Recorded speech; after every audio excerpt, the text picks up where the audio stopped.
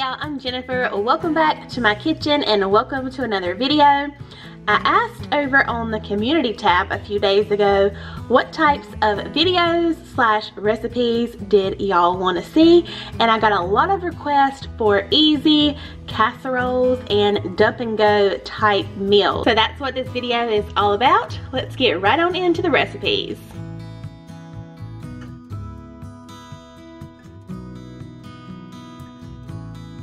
Alright, this is probably the easiest recipe I'll ever film on my channel. This recipe is something that you need to have on hand for those nights when you just gotta get something on the table and you really don't even want to think about it. I know we all have those nights. So, the first thing we're gonna do, we're gonna add one 16-ounce box of rotini pasta noodles.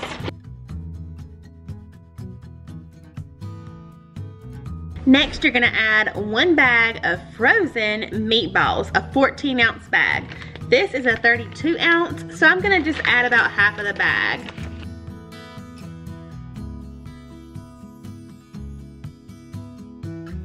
Next, you're gonna add a jar of your favorite pasta sauce, spaghetti sauce, anything that you wanna use. Of course, I recommend Rayo's.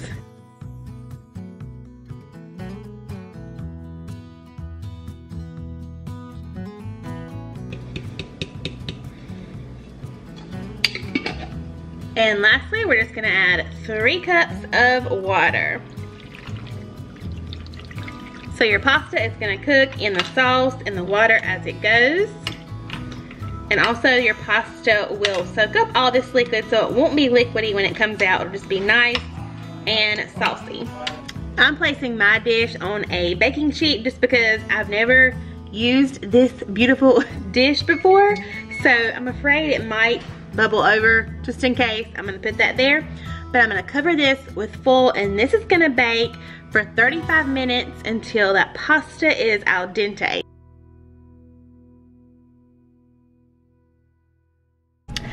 Alrighty y'all, so my pasta is nice and done. Those meatballs are warmed through.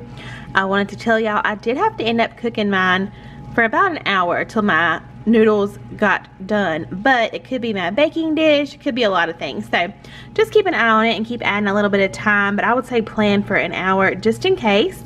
So now we're gonna add some cheese and pop this back into the oven for just a few minutes.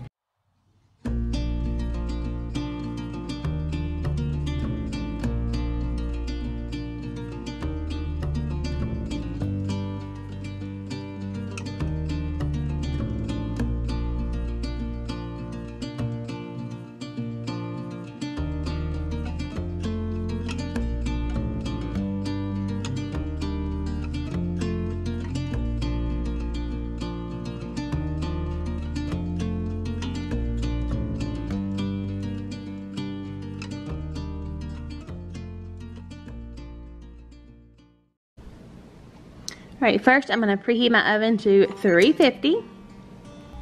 To a medium-sized bowl, we're going to add our cubed chicken. We're going to add half a teaspoon of granulated chicken bouillon. Also going to add half a teaspoon of dried thyme. We're going to add 1 teaspoon of garlic powder and half a teaspoon of black pepper. You're gonna add 1 tablespoon of olive oil, and then you're just gonna toss your chicken around. Next, to a separate bowl, we're gonna add 2.5 cups of chicken broth, and also we're gonna add 2.5 cups of milk. Next, I have my 9x13 baking dish. We're gonna spread 1.5 cups of long grain wild rice into the bottom of our dish. Next to our baking dish, we're gonna add 1/4 cup of flour, 1 teaspoon of granulated chicken bouillon. Also gonna add 2 cloves of minced garlic. Next, we're gonna pour in the milk and the chicken broth. And the recipe says to stir, but I'm actually just gonna go ahead and whisk this up. But it does say there will be some clumps. Okay, y'all, at this point, you're gonna add chopped fresh broccoli. However, the broccoli I just bought is looking really rough, and I do not wanna use that. So I'm just gonna skip that step. Also, if you don't like broccoli, you can skip it also. So now we're just gonna add our chicken back in. The last thing we're gonna do is take 2 tablespoons of butter and just add a few pats right on top.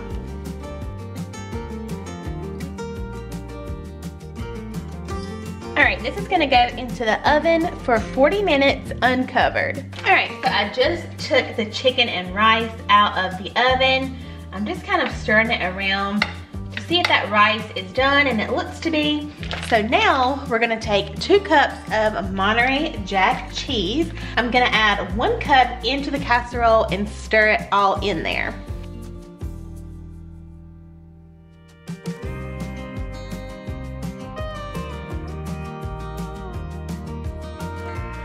Now we're just gonna sprinkle with the remaining cheese. And this is gonna go back in the oven for just another 5 minutes to let this cheese melt.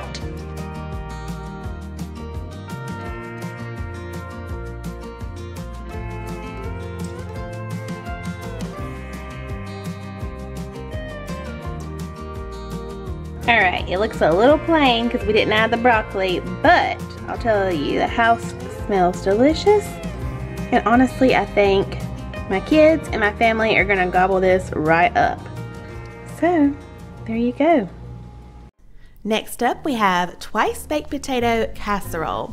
And you're gonna start this with a 24-ounce container of refrigerated mashed potatoes from the grocery store.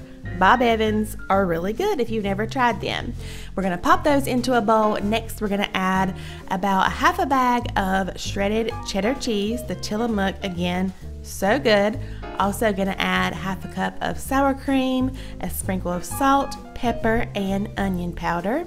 Next, we're gonna add about 4 strips of cooked and crumbled bacon. Next, we're just gonna mix everything together. And I just wanted to mention, if you would like a homemade mashed potato recipe, I will link one here in the cards. Of course, you can do this with homemade mashed potatoes, but for the sake of a dump and go video, we're using Bob Evans. So next, once everything's mixed together, we're just gonna place this into a baking dish, and we're gonna top with the remainder of that cheese. It's just an 8-ounce bag of cheese. You can use any kind that you like. Now this is gonna go into the oven for about 30 minutes. And all of these recipes will be linked or typed out in the description box below.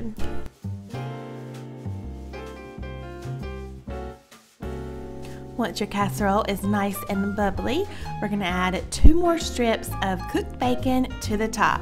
You could also add scallions or anything else you would add to a potato at this point. And I have to say, we all love this, especially my kids. This made for a super easy weeknight side dish. You could totally even use this for the holidays coming up. Next up, we have caramel apple dump cake. And oh my goodness, y'all gotta make this. Y'all gotta make it this weekend. So we're gonna start with 2 cans of apple pie filling. We're just gonna dump that into a 9x13. So once you have all your apples in your dish and just spread it out pretty evenly, we're gonna add half a cup of caramel, which one do y'all say? I say caramel sauce. I just heated mine up in the microwave to make it a little bit easier to kind of just drizzle over.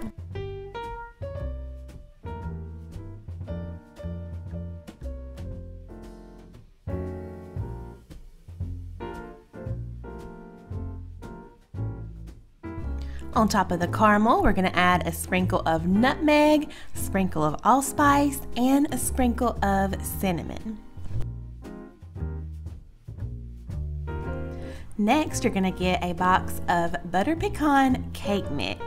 We're gonna dump this entire thing right over top of the apples.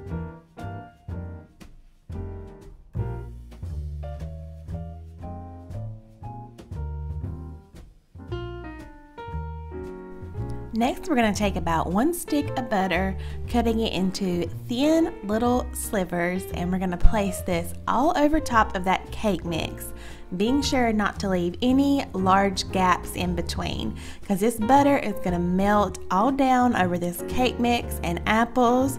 And oh my gosh, did I tell y'all need to make that this weekend? You really do. And lastly, we're gonna add about 1/2 cup to a cup of chopped pecans. And this is gonna bake in the oven for about 50 minutes. So when this bakes in the oven, a little bit of magic happens. I'm telling you guys, this was delicious. I'm not even a huge cooked apple fan, but that cake mix and butter and pecans all did something so good. It was almost like a praline topping on top of those apples. And of course, we topped with some vanilla ice cream, and this was the absolute perfect fall dessert.